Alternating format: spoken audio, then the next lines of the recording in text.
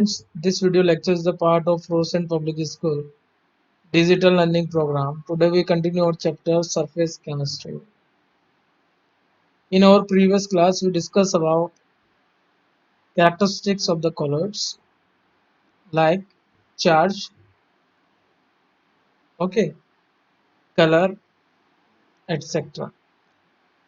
But today we discuss the important characteristics, that is coagulation. Okay, so basically the process of conversion of colloids into precipitate is called coagulation. Coagulation का simple सा example है दूध का फटना, because the protein which is found in milk is get coagulated. Milk एक colloidal solution है, और अगर उसका कोगुलेशन होगा तो आप उसे बोलते हैं दूध का फटना. The process of conversion of colloid into precipitate, वो प्रेसिपिटेट होकर सेटल हो जाती है milk protein at the bottom. जो वाटर है एज अ डिस्पर्सन मीडिया वो आपको ऊपर नजर आएगा. बेसिकली कोगुलेशन एक कॉमन फिनोमिना है, और ये आपको देखने को मिलता है डे टू डे लाइफ में. तो कोगुलेशन कैसे अचीव किया जाए? If someone wants coagulation, then we have to do three different way. The first one is by access dialysis. Access dialysis, that is also known as persistence dialysis. So basically what we see, dialysis आप करते हैं purification of chloride के लिए, लेकिन होगा क्या अगर आप ज़्यादा उसका डायलिसिस कर देंगे for a long time, then coagulation will occur. ये मैंने क्वेश्चन भी पूछा था शायद प्रीवियस स्लाइड्स में. Second is by adding electrolytes. तो आपको जो है अपोजिटली चार्ज इलेक्ट्रोलाइट आपको ऐड करना है ना. अब सपोज कोलोइड के ऊपर पॉजिटिव चार्ज है और आप नेगेटिवली चार्ज इलेक्ट्रोलाइट आप ऐड करते हैं तो फिर कोगुलेशन हो जाएगा. Third one is centrifugation. Basically, you have to learn this name by persistent dialysis, by adding electrolyte and centrifugation. We go for the detail in our next slide. You can see here, if we want to understand this persistent dialysis, then you have to go for the basic diagram for the dialysis. So, ये dialysis है normal. As shown on your figure, there is a colloid particle which is surrounded by a charged particles.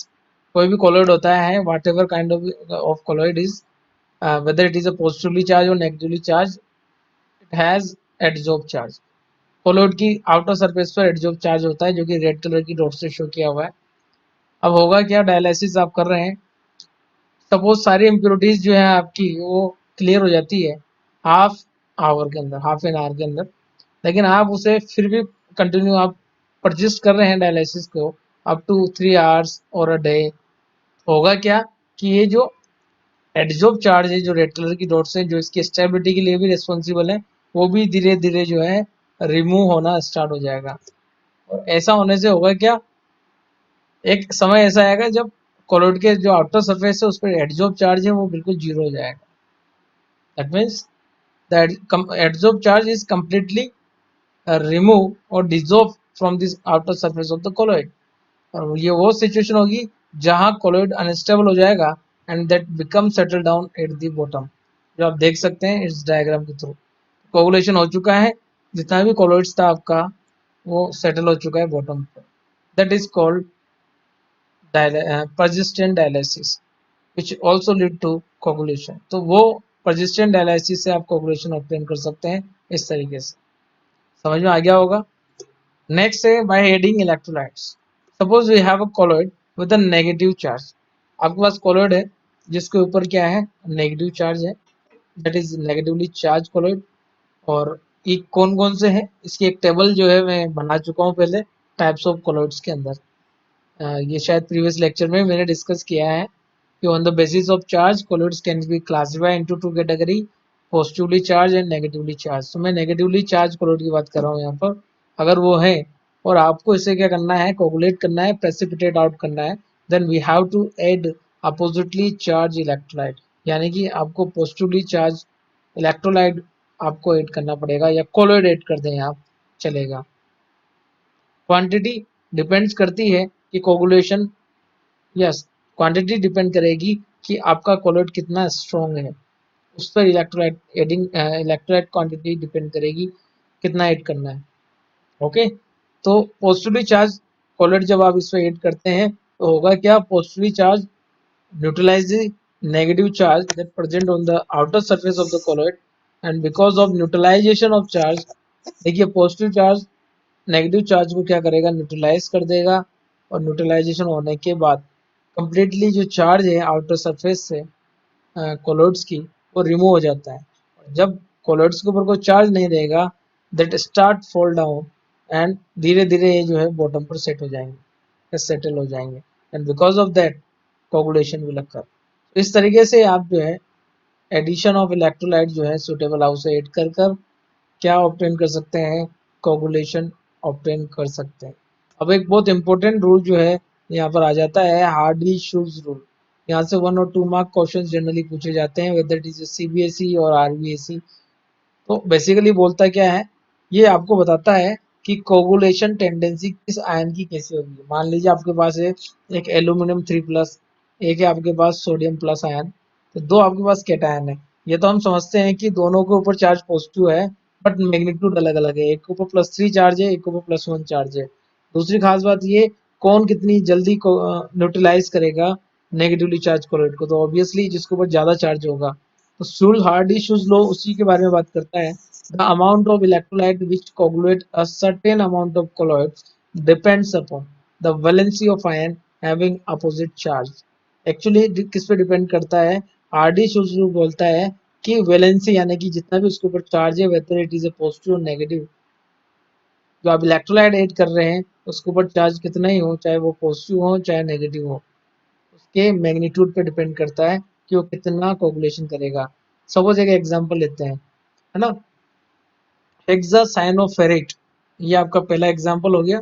Second हो गया आपका phosphate, third हो गया sulphate, और fourth हो गया आपका chloride. If you see the magnitude of the charge, then hexacyanoferrate जो कि फर्स्ट कंपाउंड है, इसके ऊपर जो है आयन जो है कॉम्प्लेक्स आयन है ये, और कॉम्प्लेक्स आयन की पहचान होती है लार्ज ब्रैकेट। तो इसके ऊपर चार्ज होगा -4, इस पर -3, इस पर -2 और -1।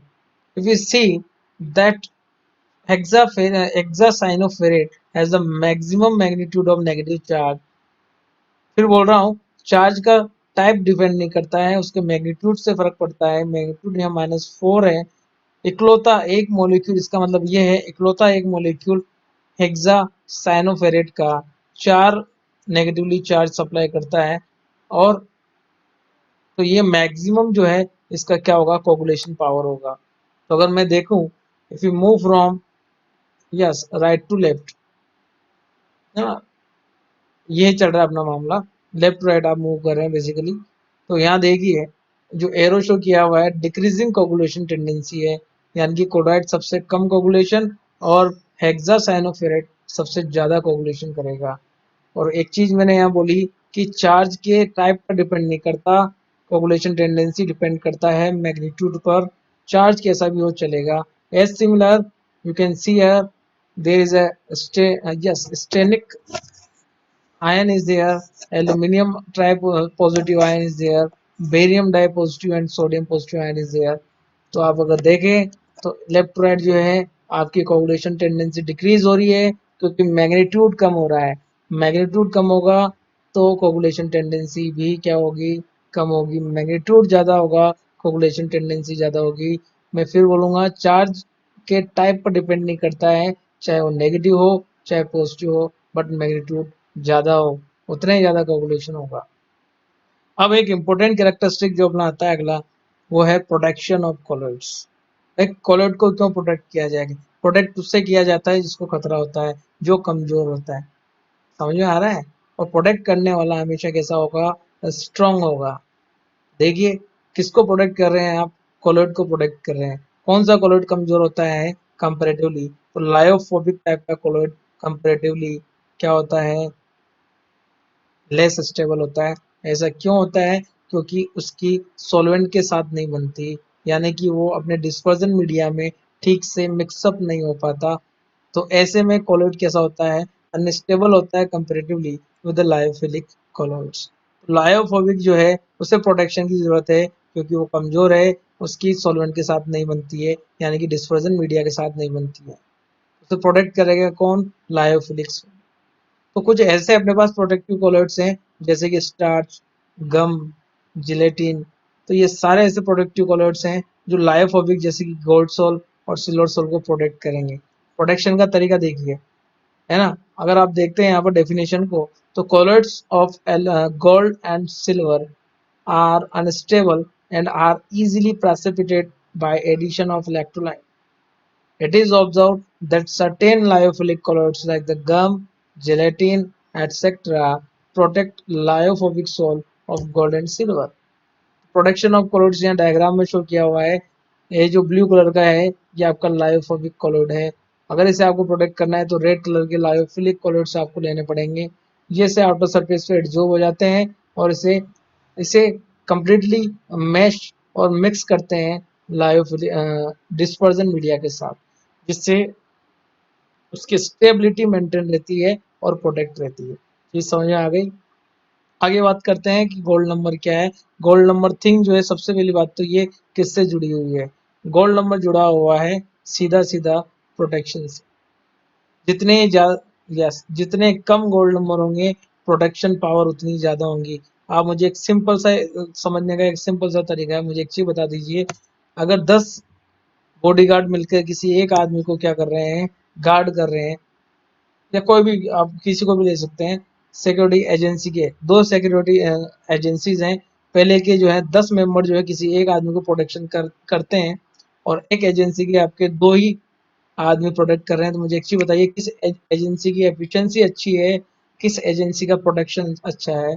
तो प्रोटेक्शन यहाँ एबिलिटी जो है दो ही आपने जहाँ अपॉइंट किए हैं उसकी अच्छा होगा। कहने का मतलब गोल्ड नंबर जितना कम होगा प्रोटेक्शन पावर उतना ही ज्यादा होगा। दिक्कत ये आ जाती है कि गोल्ड नंबर होता क्या है।